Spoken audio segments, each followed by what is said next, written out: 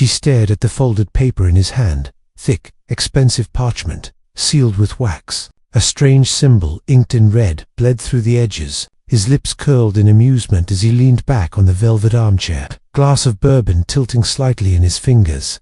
"Translate this," he said, grinning. "Do that, and I'll give you $10,000. Right here, right now." She said nothing, just reached forward, calm. She took the paper, broke the seal, and unfolded it with a quiet steadiness that made his smile falter just a little. The moment her eyes scanned the first line, her fingers twitched. He noticed what? "Can't read it?" He chuckled. She looked up slowly, then back down at the letter. Her voice was steady, low, but something in it made the room colder. This isn't just a letter. It's a confession, a very old one." The room was silent now, except for the slow ticking of the grandfather clock. "Go on," he said, more cautious now. "Read it." She read the words aloud, line by line. "Com, unblinking. To whoever finds this, I was paid to keep a secret. A child was taken. Buried truth under lies. The name is..." She stopped, eyes locked on his smirk had disappeared completely. "What name?" he asked sharply. She held up the letter. "You already know." His glass shattered in his grip. That was the first time he actually looked at her. Not as a maid, not as background noise, but as something dangerous. "Where did you learn to read this?" he asked, standing now. His tone had shifted from amused to alarmed. She folded the paper and placed it gently on the marble table between them. Her voice was barely above a whisper. "From the woman you paid to disappear, 22 years ago." Silence dropped like a bomb in the room. His knees buckled slightly. He gripped the chair to stay upright. "You're lying." She stepped forward, unblinking. "Say her name, Mr. Caldwell." His eyes darted toward the fireplace, toward the security camera in the corner, toward anything but her. But she kept speaking. Her name was Layla. He whispered it under his breath, like a ghost had just entered the room. A knock at the door. 3 short taps. He didn't move. "Are you expecting someone?" she asked. "No." Her eyes never left his. "You should answer it." He walked to the door slowly, heart pounding, hands trembling. He opened it. Standing there was a woman in her 40s. Dark eyes, same cheekbones as the maid, same cold fire in her stare. She pushed past him without a word, walked straight into the room and locked eyes with the maid. "Hello, Alina," the woman said. The maid nodded, double quotes. "Hi, Mom." The man gasped. This isn't possible. "You're dead," Layla said quietly. "No, Richard, just hidden. Like your crimes." He reached for his phone. The maid was faster. She held up his burner, looking for this. Richard Caldwell stood frozen in the doorway, his breath shallow and cold, despite the warmth of the fire behind him. Layla moved like a shadow through the room, graceful and focused, as if she knew every inch of the mansion. His mansion. Alina stepped aside, letting her mother pass. Richard tried to speak, but the words tangled in his throat. 22 years. She was supposed to be gone forever. "You weren't supposed to come back," he finally said, his voice hoarse. Layla looked over her shoulder. "I didn't come back." I rose. He turned to Alina. "You who are you really?" Alina's voice was calm. "I was the baby born out of your mistake, the secret you paid to bury, the silence you bought." Richard backed up, hands still gripping the edge of the table. "That's not possible. I was told the child died." Layla's expression hardened. "You paid for lies because the truth was too expensive." He tried to remember. The bribes, the closed-door deals, the doctor who suddenly vanished, the nurse who never showed up again. He had covered every track, so he thought. Alina pulled a small recorder from her pocket and pressed play. The voice that came through was shaky, scared. "This is Nurse Karen Wills. I was there when the baby was born. They told me to tell the mother the child died, but I couldn't. I helped her escape. I don't care what happens to me anymore. I'm sorry, Miss Layla. I'm so sorry." The recording ended. Richard looked pale. "What do you want?" Layla stepped forward. "Justice. For me. For her. For what you stole." His hands trembled. "You can't prove anything. This isn't a courtroom." "No," Alina said, "but it is your reckoning." The knock came again, louder this time. Alina didn't flinch. "You didn't just bury a child," she said. "You buried your own blood." He shook his head. "She was just a maid. She was never supposed to fall pregnant." Layla cut in, or survive. He fell into the chair behind him, unable to stand any longer. His empire, his reputation, his legacy, it had all been built on that silence. Alina moved to the window. A black car was idling outside the gate. She glanced at her mother. Is he ready? Layla looked at the man who once controlled her life. I doubt he ever will be. But we are. The door creaked open again. This time, it wasn't a knock. Someone had the key. In walked a tall woman in a grey blazer, holding a thick folder. Detective Monroe, you've got some explaining to do. Mr. Caldwell. Richard jumped to his feet. He can't come in here. This is my home.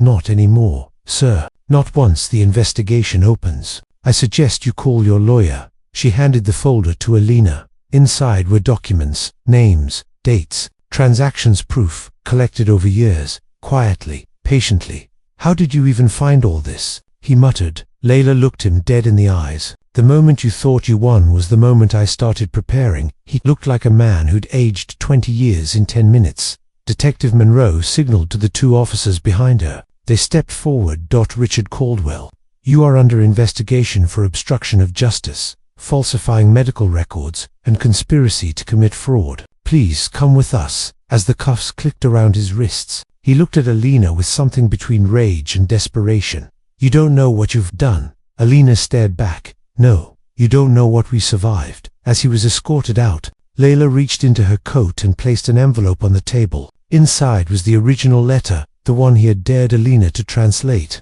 the one that sealed his fate. She didn't need to say anything. The message had already been read, out loud, and now the world would hear it too. Richard glanced back one last time, his mouth opening to speak, but Layla turned her back to him before he could. Some stories end in silence, but ours, she said, starts now. The rain hadn't stopped for hours. Outside the courtroom, reporters swarmed the entrance, shouting questions, snapping photos. Inside, Alina sat beside her mother in the cold hallway, clutching the folder of evidence that had turned their lives upside down. She had imagined this day so many times, watching him taken away in handcuffs, seeing his empire crumble, but now that it was happening, it didn't feel like justice. It felt like war, and this was just the first battle. The door opened. Detective Monroe stepped out, her expression unreadable. The DA's office is moving forward with the charges. It's official now, but I need to show you something. She led them to a side room and closed the door behind them.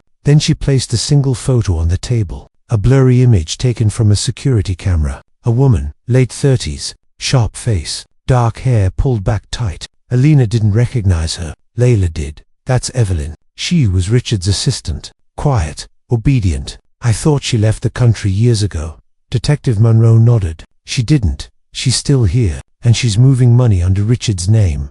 Layla's voice dropped. That account should have been frozen. It was. Someone bypassed the system using an internal code. Monroe leaned in. This isn't over. Richard might be locked up, but someone is still protecting him. Alina stared at the photo. Something about the woman's eyes felt familiar. Not the way she looked, but the way she watched. Calculating, controlled. If she's still working for him, then the game's not over. He planned for this. Layla stepped forward. I always knew Richard had someone watching from the shadows. I just didn't know who. Alina took the photo and studied the 2 days ago. That meant Evelyn knew Richard had been arrested and still accessed his accounts. She wasn't running. She was executing a plan. What's the next move? Alina asked. Monroe sighed. We're tracking her, but she's careful. She's erased most of her trail. If you two know anything that could tie her to the original cover-up, now's the time to speak. Layla hesitated. There was one thing. Back then, when I disappeared, there was a woman who gave me a warning. She found me just before I fled, told me to keep quiet, or Alina would grow up as a ward of the state. She said my silence would protect her. Monroe raised an eyebrow. Did she give you a name?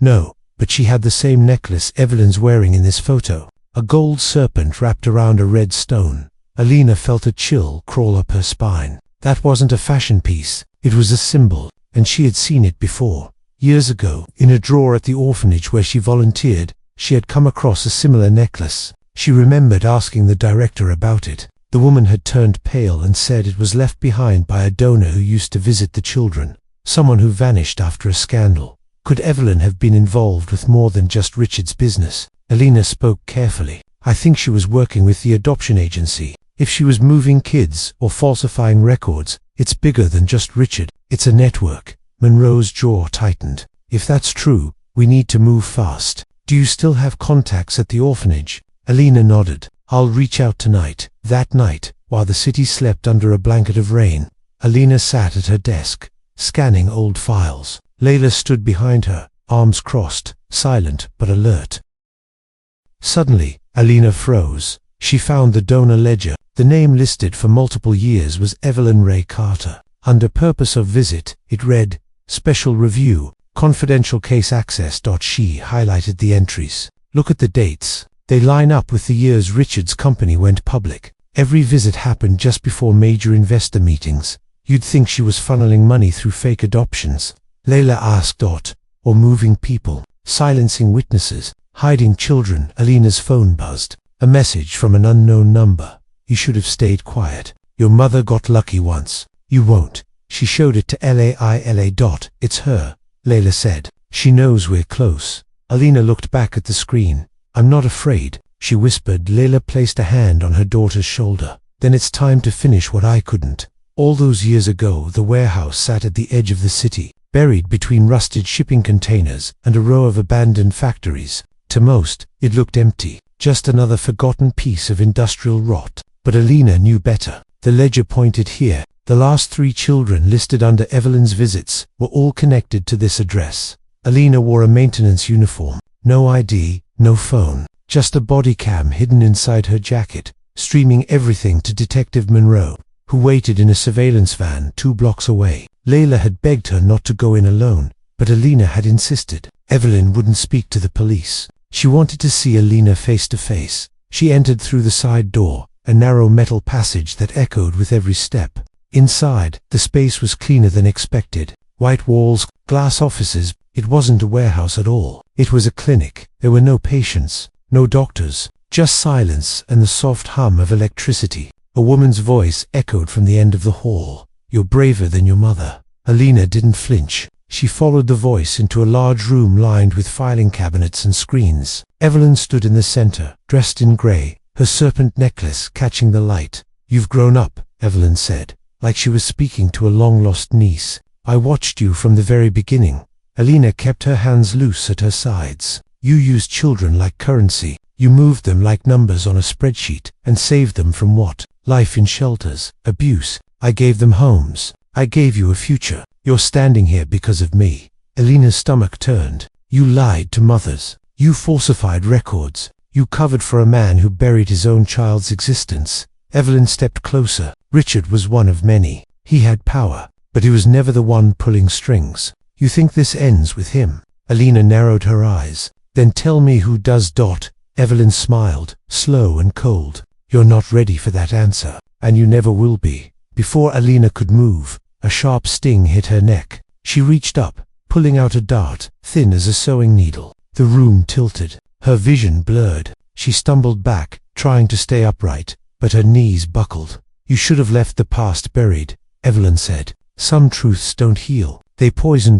Everything went dark. Outside, Monroe cursed as the signal cut. "We've lost visual. We're going in." Inside the warehouse, Evelyn dragged Alina's unconscious body into a back room. She opened a hidden panel and dropped the dart gun into a drawer filled with medical vials, IDs, and passports. Every identity had a child's photo. None had real names. She picked up a phone and dialed. "She's secured. What do you want done?" The voice on the other end was male. "Calm, make her disappear. Like her mother should have." Evelyn hesitated. "The girl has her mother's fire. She could be useful." There was a pause, then a quiet warning. "Do not get sentimental." Suddenly, a loud crash echoed through the clinic. Flashbang. Monroe's team had breached the entrance. Evelyn grabbed the drawer contents, lit a match, and dropped it inside. The fire spread fast. She moved to the back exit just as Monroe burst into the main hallway. Officers found Alina slumped in a chair, barely breathing but alive. Monroe cut the straps and shook her awake. Alina coughed, her voice weak. "She's still here. Stop her." Monroe ran, but the back exit was already open. The alley was empty. Back inside, the drawer was reduced to ash. Files gone. Identities lost. Alina sat up, dizzy but alert. Her eyes scanned the room. She had seen a name on the drawer before the fire spread. One name burned into her memory. Leon Wexler, Layla's former employer. A man who vanished after testifying in a financial case Richard was involved in. A man presumed dead. Monroe looked at her. Who's Leon Wexler? Alina stood slowly. He was Richard's silent partner. He's not dead. He's running all of this. The detective's face tightened. Then we go after him. Alina nodded. No more waiting. No more silence. This ends now. The hospital room was quiet, lit only by the soft glow of the city outside. Alina lay still, her eyes fixed on the ceiling, replaying every word Evelyn said. Her body ached, but her mind was sharper than ever. They had tried to erase her again. It didn't work. Layla sat beside her, hands clasped, face pale. She hadn't left since Alina was rescued. She hadn't said much either. Something was wrong. Not just fear, it was guilt. Alina turned toward her. Tell me the truth. All of it. Layla hesitated, her hands tightening in her lap. I wasn't just hiding from Richard, I was hiding from someone else too. Alina sat up. Who? Layla looked away. Your uncle. What uncle? My brother, Leon Wexler. Alina's breath caught. You told me he died. You said he was a victim. He was supposed to be, but he survived. And he became worse than Richard ever was. Layla stood, pacing. After Richard paid to make me disappear, Leon found out I was pregnant. He said he would help, said he could protect us, but he had his own plan. He wanted to use the child as leverage, as proof. He wanted to destroy Richard, not for justice, but for power. Alina's voice cracked. So you ran from him too? Layla nodded. I left everything behind, changed names, disappeared. I thought if I kept you safe and hidden, he wouldn't find us, but he did. Alina rose from the bed. Then he's been behind this all along. The adoptions, the trafficking. Evelyn worked for him. Layla's voice shook. I didn't want you to ever know that blood could turn into a weapon. I thought I could keep you away from all of it. Monroe entered the room, holding a file. We've confirmed it. Leon Wexler isn't dead. He's been operating under the name Victor Ellis. Offshore accounts, private security, a mansion outside Cape Town, and a direct connection to Evelyn Carter. Alina took the file and flipped through the pages. Photos, bank transfers, names of missing children. It was all there. Monroe placed a small phone on the table. We tapped one of Evelyn's lines. There's something you need to hear. She pressed play. A voice came through, low and cold. She's more stubborn than her mother, but if we take the mother, the daughter will follow. Alina froze. Her heart pounded. Monroe spoke calmly. He's planning to abduct Layla. He wants you to come looking. He's setting a trap. Layla stepped forward. Then let him. Monroe shook her head. That's not how this works. Alina looked at both of them. No, that's exactly how it works. We give him what he wants. He takes her.